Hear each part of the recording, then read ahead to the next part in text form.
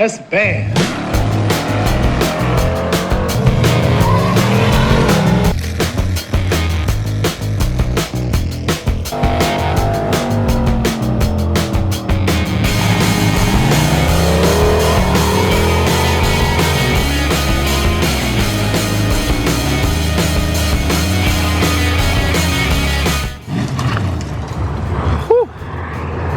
Alright, I had this red Camaro dropped off a couple days ago. Need to get the engine and transmission mounted in it, which is a little bit more complicated than you'd think. If you'll notice, this has a motor plate on the front. It did have a mid plate on the back, but the headers they want to use go right through here. So there's no realistic way to use it. Maybe down the road we'll make some like bat wings or something to help support the transmission, but I know that one of the main concerns with not using a mid plate is the stress that it puts on the bell housing, but we're going to try to make sure that that's as safe as we can get it. So yesterday Pops came over and helped me a little bit, and we just test fit the thing and tried to figure out about where we want to get it, and we had to clearance the cowl a little bit, which is pretty common with these cars. And I think this might have originally been a V6 car. I'm not super keen on the cross members, but I know that this has an F-body pan on it, and it absolutely destroys that cross member. So you can see the marks there, the white paint pen, where I've got to cut it out to try to get the engine about where I want it. So we're trying to kind of cheat the system a little bit. We can't get it as far back as we want, so we're going to try to get it a little bit further up. And the reason we're trying to mount the engine up higher is to kind of cheat the center of gravity and the weight bias and everything. We can't get the engine as far back as we want, so we're going to put it up to move the center of gravity up. And that way when they go to launch the car, it can transfer the weight a lot easier or a lot better than if it was real low.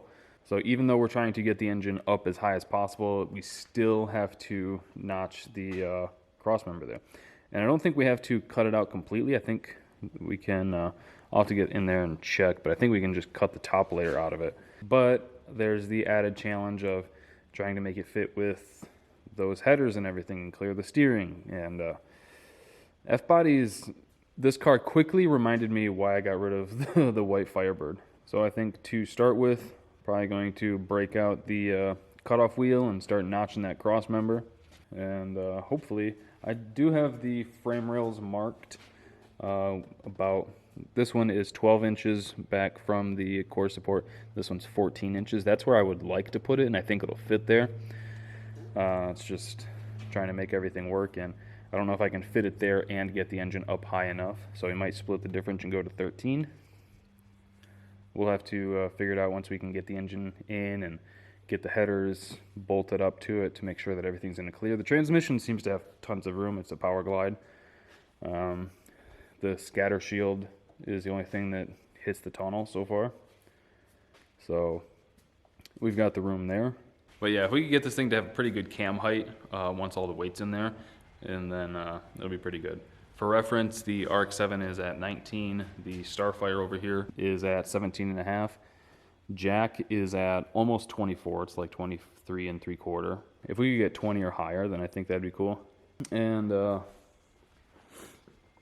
this car's actually got a lot of chassis to it. Like, it's got a nice cage. It's got way more cage than the Starfire, certainly more cage than the RX-7. This thing, it's nice, man. He got this thing for $2,000. So yeah, this is gonna be a small tire street race car, no prep car. I'm sure he'll take it to the track a couple times, but that's not the main thing. Its main focus is street and no prep with the occasional just cruise it around. So I'm gonna get to work real quick, turn the heat on because it's like 30 degrees out today. Wonderful. Gotta love Michigan. And I'll probably turn the camera back on once there's anything worth updating. I'm just gonna get to work. All right, got the cross member notched. Now I think we can try to get this old pig in there and see if we can just get this thing fit in the car.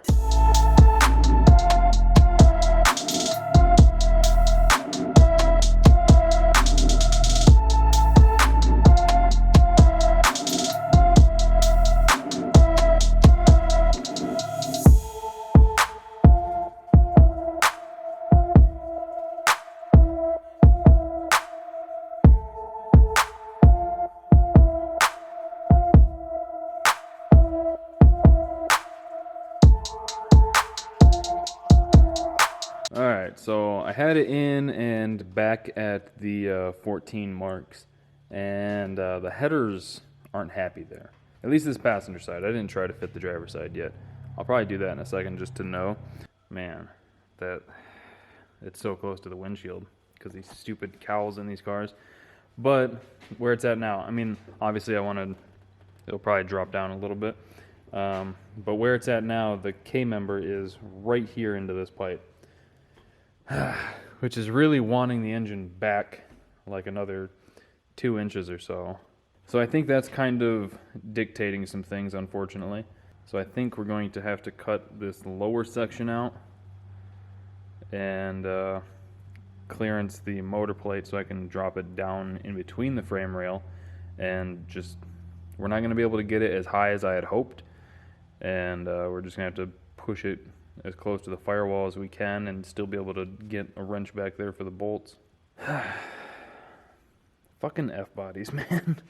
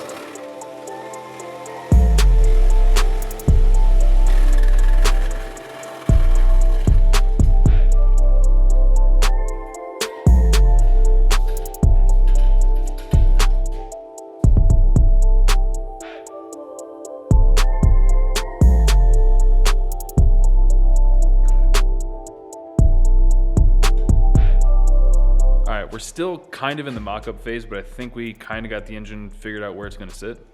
So the carb is just tucked under the cowl there. The driver's side head is touching the firewall. And I haven't measured the cam height yet because not all the weight's on the chassis or something. There's a huge fender gap. I lowered the transmission so that theoretically all the weight would be on it, and all it did was just tilt. So I don't know if this thing just has really tough springs or what. Anyway, the mid plate's not as long as I thought it was going to be. It's about 87 inches, which isn't too terrible.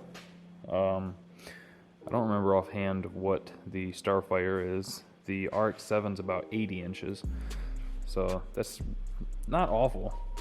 I want to say S10s are about 95 inches, if I remember right, and Fox bodies are like 85, somewhere in there. So it's not too bad. Yeah, I can't get the engine as high up as I would hope. If he was putting like Lexan or optic armor or something in it, we could cut out the cowl and take it up quite a ways, but unfortunately we just can't. And that's about as high as I think we can go while still getting a nitrous plate under it. And got the passenger side header to finally clear, and I did check the K-member. Where it was hitting was a spot that I couldn't clearance, so that sucks. We were able to, you can see the marks that I made on the frame rail. So this one was 12 inches back from the core support, this one was 14. This is what I was targeting when we were trying to get it up high, but again, the headers wouldn't fit getting it up high, so we were able to move it back about another 1.5 inches. So we're 15.5 inches back from the core support, which is pretty good. So like the radiators here, we've got plenty of room for balancer and stuff like that. I kind of think that this is where it's going to live, but I want to get things like held in place and then lift the car up and see how the driver's side header fits. But aside from that, I kind of think this is where we're at. So I think here in a second, I'm going to get the pieces cut to weld to the frame, and then we'll start wrapping things up probably.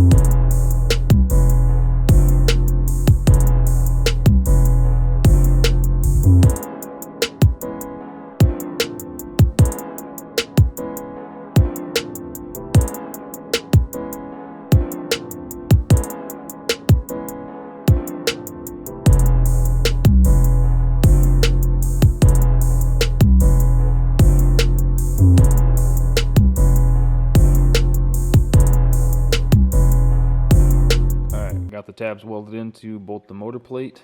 Got them welded in on the front, back, this top at the frame rail, and a rosette weld on the side.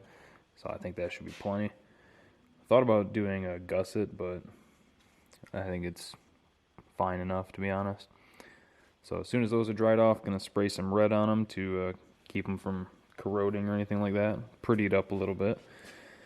And then we'll get the motor bolted in. Alright, got the motor plate in, bolted up. Turned out pretty good. Got the car up in the air so that we can work on the transmission mount now, but here you can see the motor plate and everything. Everything's looking pretty good so far, so now I'm just trying to get the position figured out for the transmission, and then I'll start hacking that mount up and making something for it. But yeah, I almost think I can just cut a flat piece and then bend the edges and then just weld cut this and then weld a pipe from there to there. Either way, I'm gonna get to work trying to get this figured out, and I'll probably just show you what I come up with after the fact, because a lot of this brainstorming stuff, I'm sure isn't really exciting to watch me just stand there going, is that gonna work? No, that won't work. So I'm gonna get to work on this. All right, got the trans cross member all mocked up.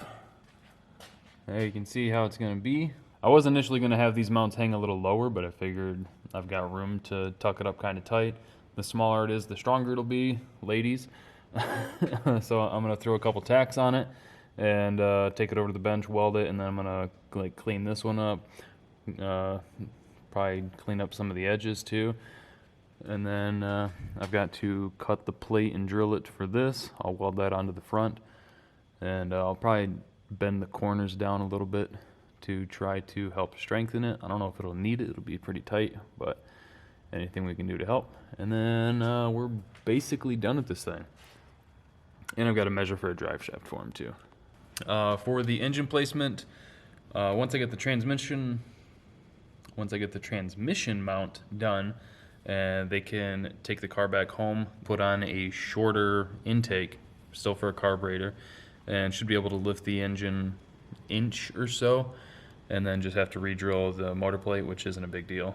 They've done that before. And then this thing should be pretty close to rock and roll. So, alright, figured I'd show you guys the cross member before I paint it and throw it on the car, and then forget to film anything. But I'd say it turned out pretty good. It's still warm. I just welded on the mount for the trans. Let's see if I can do this without completely dropping it. There we go. So heck yeah, I think it turned out pretty good. It's all 1/8 inch plate. So I'm gonna wait for it to cool off a little bit, splash some black on it, and then bolt it up and forget about it. But I think that's gonna do it for today's video. This has been a longer project than I had hoped. So I hope you guys enjoyed the video. Thank you for watching. Thank you for subscribing, clicking that bell. I'll see you next time.